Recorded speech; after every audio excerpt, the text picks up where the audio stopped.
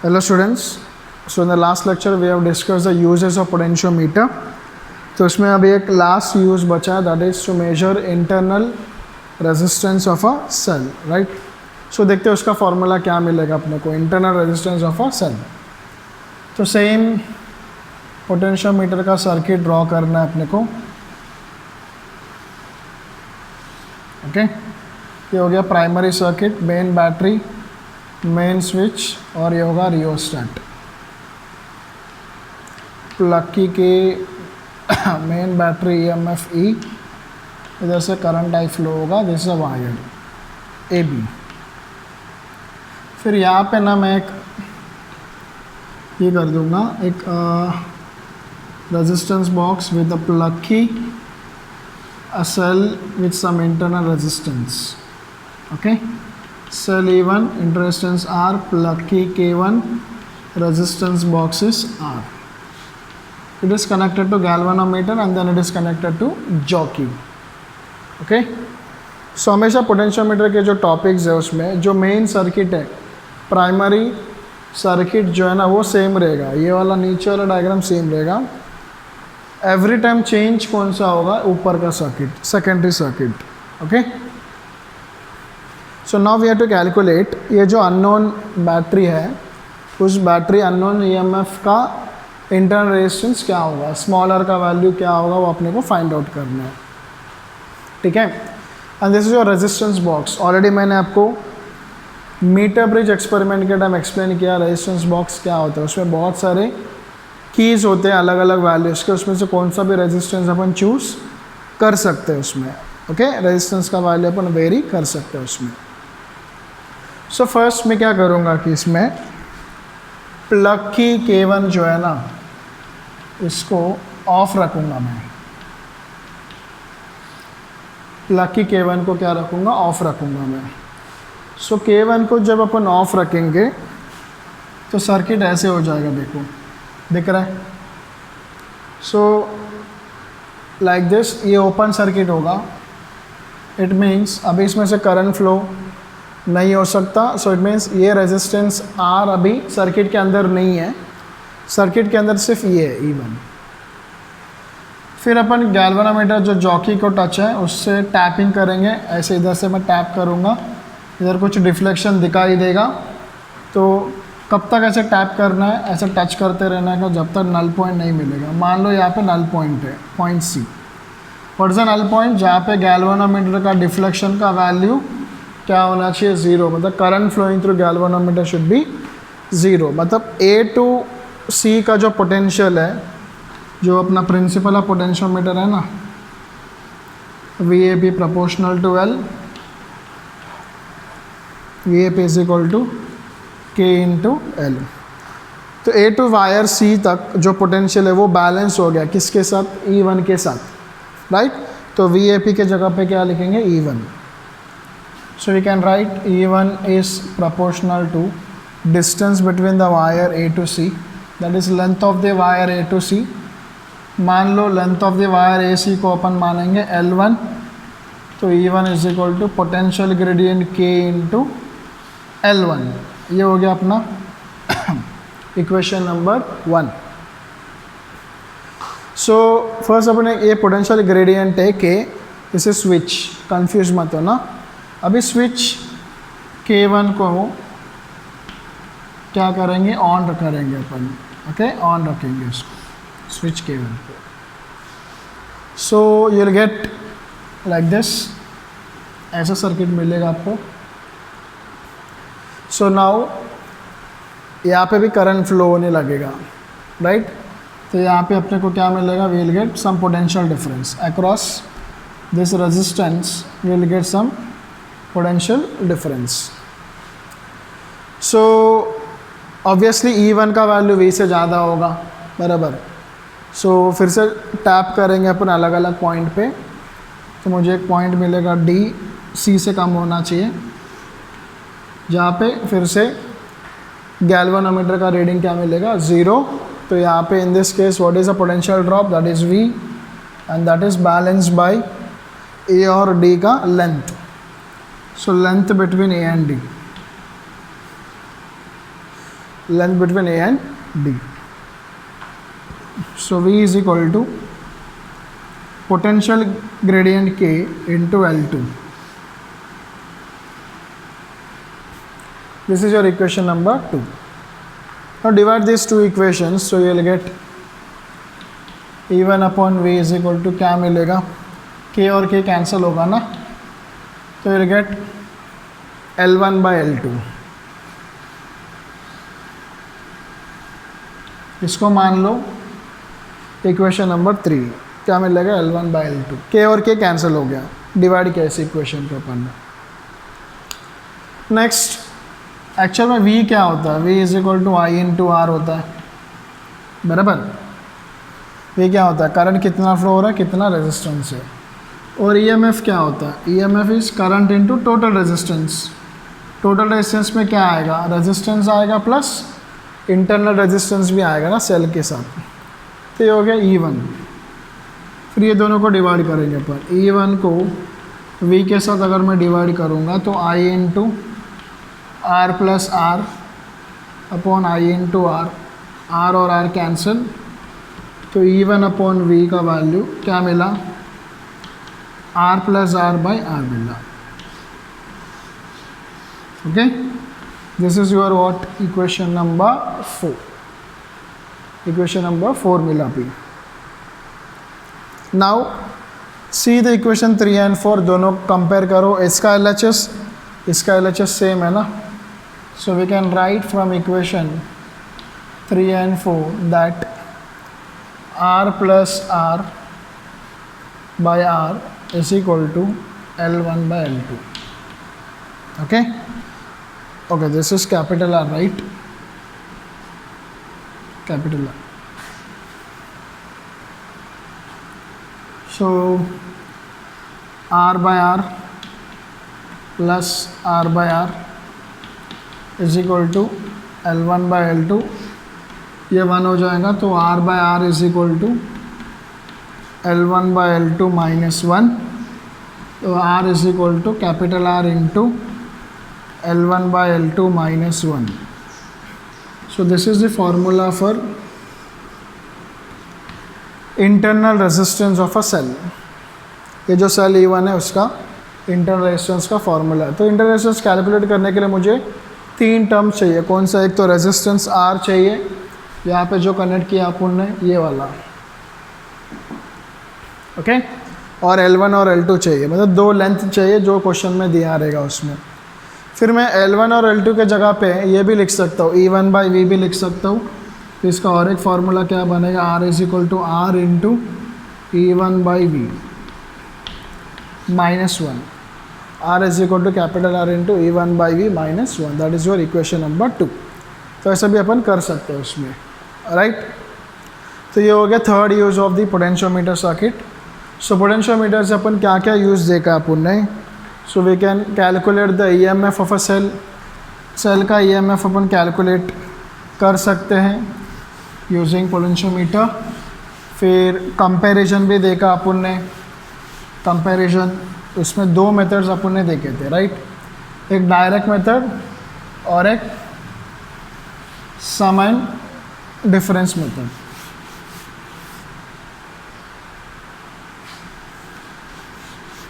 and last one is this, to calculate internal resistance. Okay, so users क्या है, कोई भी सेल का EMF निकाल सकते हैं, E प्रोपोर्शनल टू L और E is equal to K into L formula से, बराबर. फिर कंपेयर कर सकते हैं, उसके लिए 2 फार्मूलाज है अपने पास. एक direct method E1 by E2 is equal to L1 by L2 और एक sum and difference method that is E1 by E2 is equal to L1 plus L2 L1 minus L2. Formula number 1, 2, 3 and 4 and 5. Most important is 1, 2, 3 and 4. इसके ऊपर ज़्यादा आएंगे. 1 तो common है, 2, 3, 4 पे ज़्यादा फोकस करना. So these are the uses of potentiometer. So potentiometer circuit क्या होता है? It is used to measure the potential difference between any two points. तो तभी आप लोग मुझे पूछना चाहिए सर उसके लिए तो अपने पास वोल्ट मीटर ऑलरेडी है, वोल्ट मीटर तो वही काम कर रहा है ना सर, तो पोटेंशियोमीटर की ज़रूरत क्या है? सो वोल्ट मीटर का प्रॉब्लम ये है कि वोल्ट मीटर सिर्फ पोटेंशियल डिफरेंस ही मेजर कर सकता है, लेकिन पोटेंशियोमीटर जो है वो पोटेंशियल डिफरेंस के साथ साथ ईएमएफ भी कैलकुलेट कर रहा है। मतलब एडवांटेज ही हो गया ना, तो कुछ तो एक्स्ट्रा काम है पोटेंशियोमीटर के पास। प्लस पोटेंशियोमीटर क्या कर रहा है? ईएमएफ को कंपेयर भी कर सकता है, लेकिन वोल्ट मीटर वैसे काम नहीं कर सकता उसमें, क्योंकि वोल्ट मीटर का काम सिर्फ पोटेंशियल डिफरेंस मेजर करना। और एक यूज़ क्या दिख रहा है? पोटेंशियोमीटर से अपन इंटरनल रेजिस्टेंस भी कैलकुलेट कर सकते हैं, लेकिन वोल्ट मीटर से रेजिस्टेंस अपन कैलकुलेट नहीं कर सकते, वो उसका काम है ही नहीं, राइट। तो इतना सारे इसके यूजेस हैं। वायर का लेंथ जितना बढ़ाएंगे पोटेंशियोमीटर में उतना एक्यूरेसी और बढ़ते जाएगा, एरर उतना कम होगा। लेकिन वोल्ट मीटर में अपन एरर को नेग्लेक्ट नहीं कर सकते, बिकॉज उसके अंदर हाई रेजिस्टेंस है with galvanometer, right, coil resistance. बस ये सब उसके एडवांटेजेस है, क्यों पोटेंशियोमीटर ही यूज़ करना है ओवर वोल्ट मीटर। लेकिन कुछ डिसएडवांटेजेस भी है, लाइक वोल्ट मीटर जो है वो अपने को डायरेक्ट रीडिंग देता है, जैसे मैं इसको कनेक्ट करूँगा उससे अपने को डायरेक्ट उसका रीडिंग तो अपने को मिल ही जाएगा, लेकिन पोटेंशियोमीटर से अपने को डायरेक्ट रीडिंग नहीं मिलेगा, आपको ये पूरा प्रोसीजर जो है फॉलो करना पड़ेगा। ये एक डिसएडवांटेज है।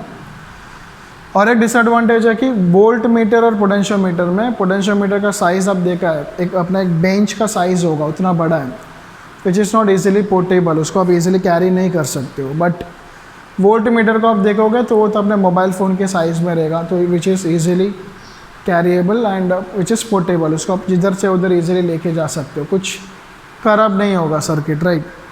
तो ऐसा कुछ डिसएडवांटेजेस भी हैं पोटेंशियोमीटर का। So these are the uses and advantages and disadvantages of the what potentiometer experiment. So now we will solve some basic questions related to the uses of potentiometer, and we will wind up this chapter current electricity in this lecture only. Okay, so हर एक use के ऊपर एक एक question अपन solve करते हैं इसमें, right. So write down question first. The question is potential gradient के ऊपर ऑलरेडी अपन ने लास्ट लेक्चर में किया है, तो उसके ऊपर करने की ज़रूरत नहीं है। Will directly focus on uses of potentiometer. Okay, write down. Two cells E1 and E2, two cells E1 and E2 are connected to a potentiometer circuit,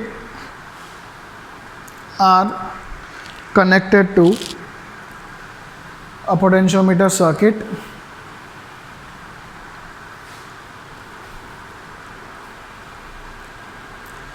when the cell E1 is on, when the cell E1 is on,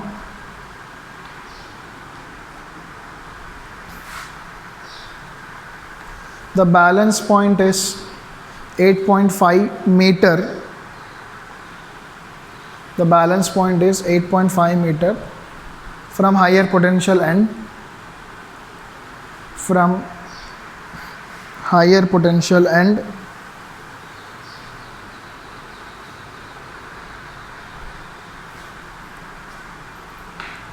and when the cell E2 is on, when the cell E2 is on,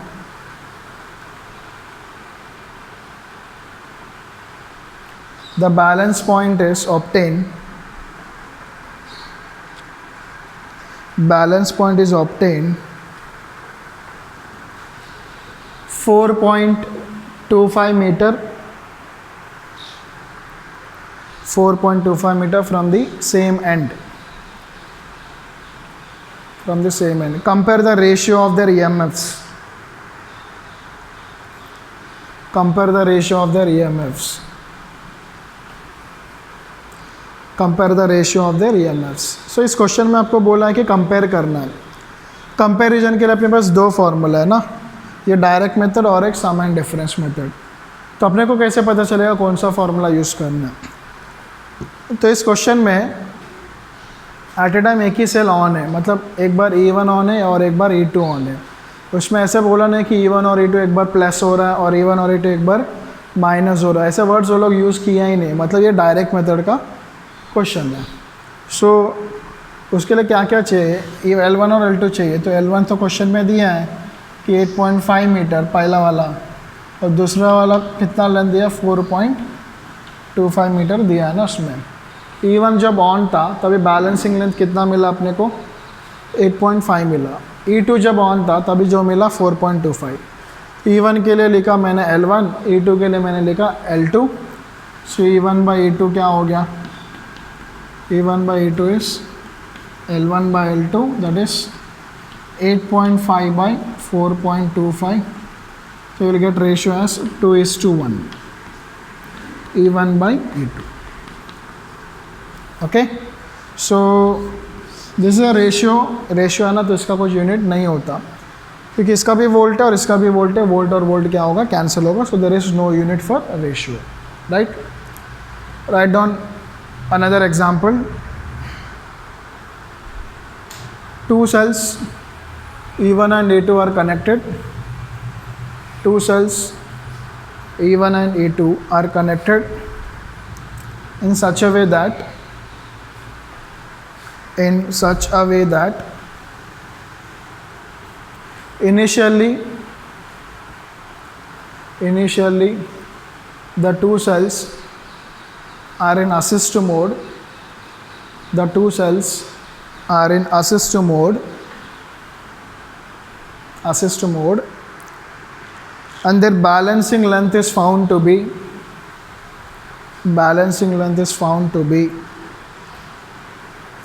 4 meter. Balancing length is found to be 4 meter from higher potential.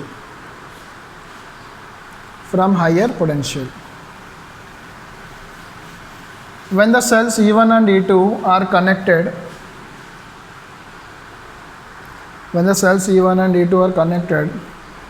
in opposed mode,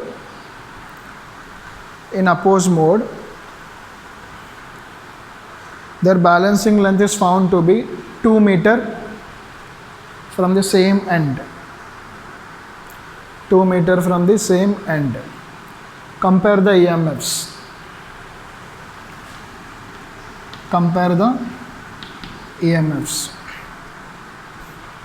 So in this example also they are asking for the ratio. तो इसमें भी दो formula में से कौन सा है select करना है। तो इस क्वेश्चन में क्लियरली उन्होंने मेंशन किया है कि assist mode and oppose mode करके, मतलब अपने को ये वाला फार्मूला यूज़ करना है। तो फर्स्ट केस में जो बैलेंसिंग लेंथ दिया है L1 वो 4 मीटर दिया है और L2 कितना दिया है, 2 मीटर, राइट। तो सम एंड डिफरेंस के लिए फार्मूला है अपने पास A1 by A2 is equal to L1 plus L2 upon L1 minus L2। L1 plus L2 होगा 4 प्लस 2, L1 माइनस L2 होगा 4 माइनस 2, 4 प्लस 2 6, 4 माइनस 2 is 2, तो will get 3/1। So will get ratio E1 by 2 का ratio कितना मिला, 3:1। Since it is a ratio, इसका कुछ unit नहीं होता, so this is a ratio by sum and difference method. Okay, write on this. Next we will solve the question on internal resistance.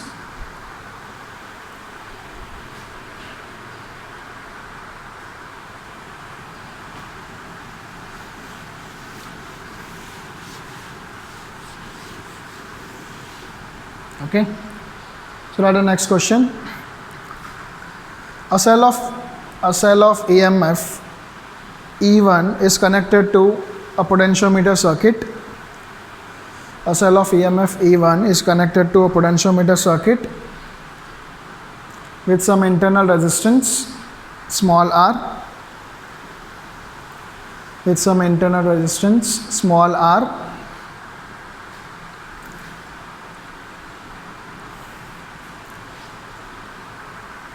When the plug key K1 is open, the